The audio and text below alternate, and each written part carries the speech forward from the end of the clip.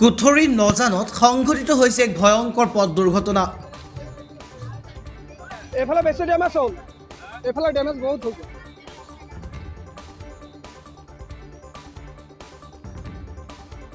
নিয়ন্ত্ৰণ হেৰুৱাই গছত খুন্দা মাৰে এখন ছুইফ্ট বাহনে।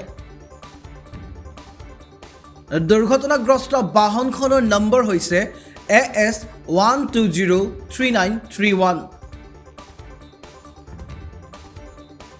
আৰু বাহনখন গুৱাহাটীৰ পৰা যোৰহাট অভিমুখে গৈ আছিল বুলি জানিব পৰা গৈছে আৰু আহত লোকজনক চিকিৎসালয়লৈ প্ৰেৰণ কৰা হৈছে বুলি জানিব পৰা গৈছে আৰু তাকে লৈ অঞ্চলটোত এক চাঞ্চল্যকৰ পৰিৱেশ সৃষ্টি হৈছে।